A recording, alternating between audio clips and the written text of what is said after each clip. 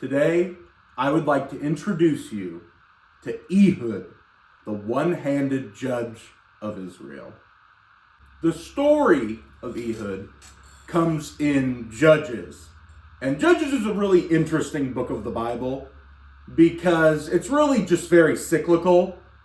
Things will be going well, and then the Israelites will forget about God and start doing evil, and then God will give Israel to somebody else, and then the Israelites will be enslaved for some number of years, and then they will call out to God asking for help, and he will send a judge, a person, to basically give over Israel to the Israelites.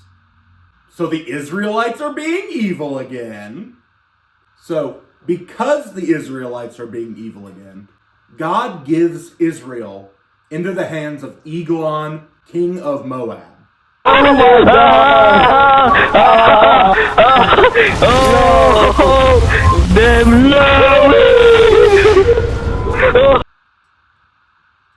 Just so you know, it'll come up later in the story, he is fucking obese fat. He is so fat. I just want you to know that. Following God giving Israel into the hands of Eglon, the Israelites are essentially enslaved for 18 years before they decide to do anything about it. After said 18 years, the Israelites begin calling out to God and yada, yada, yada. Save me and my people and we'll worship you. Same spiel they give in every chapter of Judges. God hears these prayers and sends them Ehud, who they mention is left-handed. If you read the New International Version, like I usually use for my videos, it will specifically say he is left-handed. Now, if you're just reading Judges, you would probably read that and think, I guess he was left-handed. But what you don't understand is that culturally in the Middle East, back then, even subsiding to today, you do everything with your right hand. You write with your right hand. You shake hands with your right hand. You do everything with your right hand, and you only would use your left hand, I think, to wipe your ass, and like, if you just didn't have a right hand. And in fact, the original Hebrew of the Bible does not just say that he is left-handed. It actually says that he is bound or restricted in his right hand. So I, and a lot of biblical scholars, or at least some of them, have taken that to mean that he was not the left-handed judge of Israel, he was the one-handed judge of Israel. So, they send Ehud and a couple other guys with a tribute to Eglon. And so he gives Eglon his tribute, it's basically a gift, and then he leaves. But then, halfway back home, he lets the other guys that were with him walk on, and he sneaks back to the castle.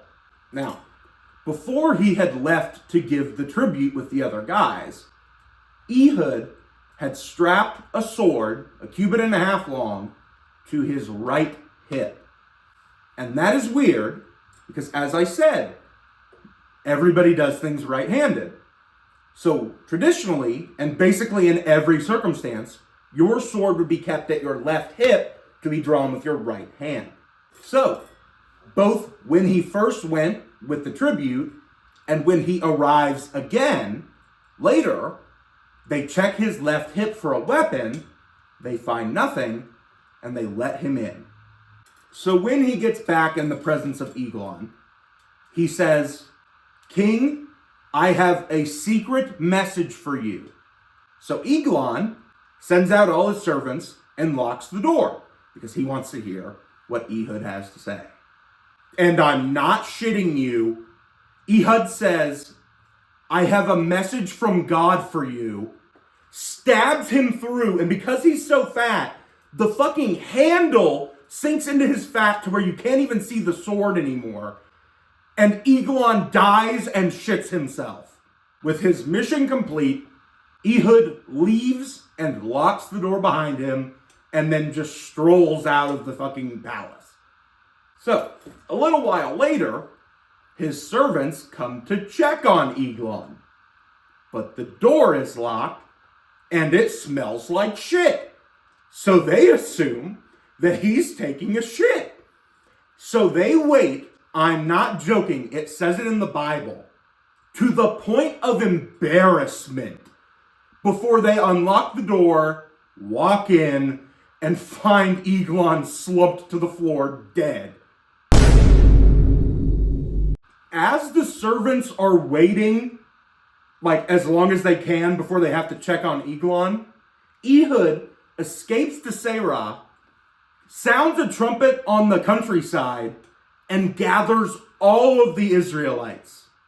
And no bullshit, Ehud says, "Follow me, the Lord has given your enemies into your hands," and they slaughter all 10,000 of the, citizens, armies of Moab. And following the slaughter of the Moabians, or whatever the fuck you call them, Israel is at peace for 80 years. I wanted to talk about Ehud because as a one-handed person, there is not a cooler story in the Bible, for me, honestly.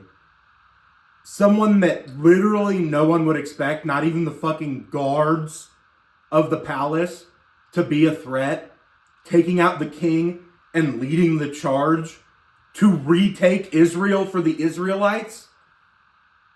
It's so fucking cool.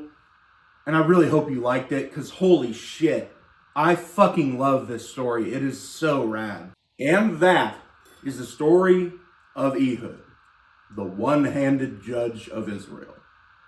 Thank you for watching. Bye-bye.